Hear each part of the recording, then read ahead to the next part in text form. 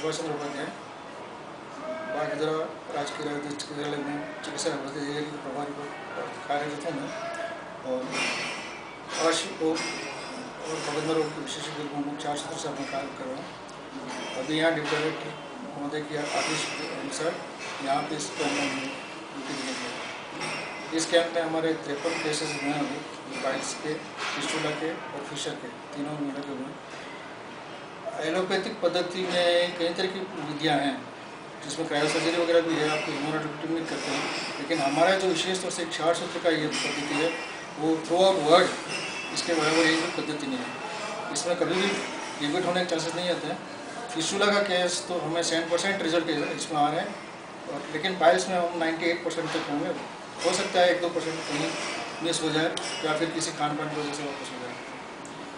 बाकी आजकल की जो तेज मिर्च मसालों का खान पान का व्यवहार चल रहा है, ये हर तरह के जो फास्ट फूड्स वगैरह जो खा रहे हैं, उस तरह से ग्रामीण बेल्ट में जैसे मकई की रोटी, तेज मिर्च मसाला वगैरह वो खाएँ।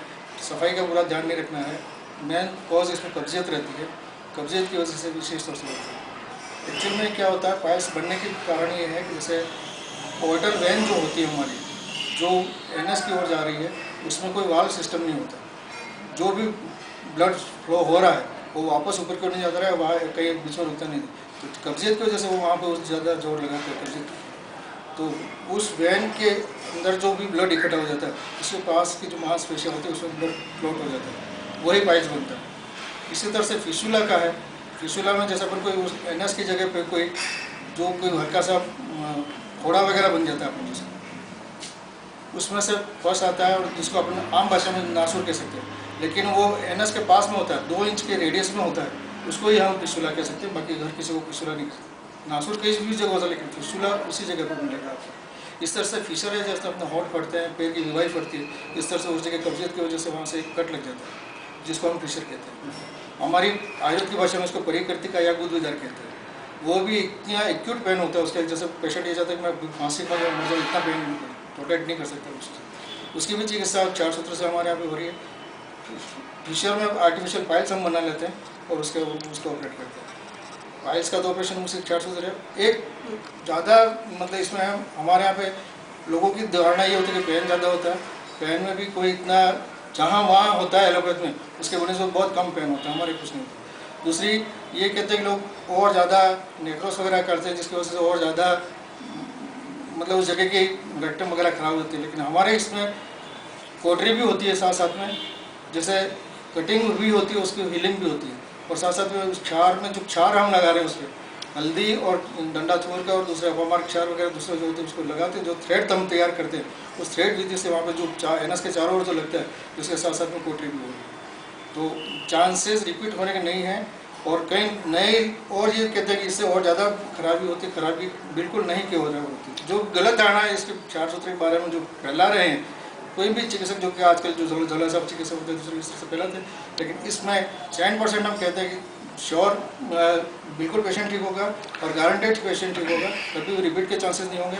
अगर इस पद्धति से करवाएंगे तो आपको कभी भी वापस होने के चांसेस नहीं बनेंगे। अगर इसको दबा के आप रखते हैं तो बाद में कैंसर का भी चांसेस बन जाते हैं। सर ये कि जो क्षार पद्धति के कंटेंट्स आता है आप जो इनको यूज़ करते हैं, वो तत्काल तैयार किए जाते हैं या आपको सॉल्यूशन ग्रुप में अवेलेबल होते हैं? पेटेंट तो ये तो क्या हमारे शास्त्रों थे, BHU से शुरू में ये था, वहाँ से पेटेंट होके ही यहाँ पे हैं। हमारे जो लेक्चरर्स वगैरह थे उसको करते हुए आजकल की जो क्षार शुद्ध पद्धति जो इसमें फिस्टुला और उसका ऑपरेशन करते हैं, with this pattern is patented by government of India और ग्लोबली और नॉट? ग्लोबली तो नहीं हुआ है, ग्लोबली नहीं है। अरे NRHM वगैरह उन्होंने उसको सबने इसको एक्सेप्ट कर लिया। और जो उसमें क्षार के लिए आप जो कंटेंट यूज़ करते हैं वो लोकली कंटेंट है, वो पेटेंट है, उनका रेशियो क्या रहता है, किस रेशियो में उसको यूज़ करते हैं? मतलब हल्दी और तुअर का दूध, हाँ, दोनों को हम मिक्स करके उसमें जैसे अपन पतंग का मांझा नहीं बनाते, उस तरह से उसको सूंध के और उस तरह से इसको धागे को उसके ऊपर लेप होता है। तो रेशियो बराबर रहता है कम ज़्यादा है? हल्दी तो थोड़ी मात्रा में चाहिए, वो एंटीसेप्टिक और एंटीबायोटिक दोनों ही है, उससे कोई इन्फेक्शन भी नहीं होता है।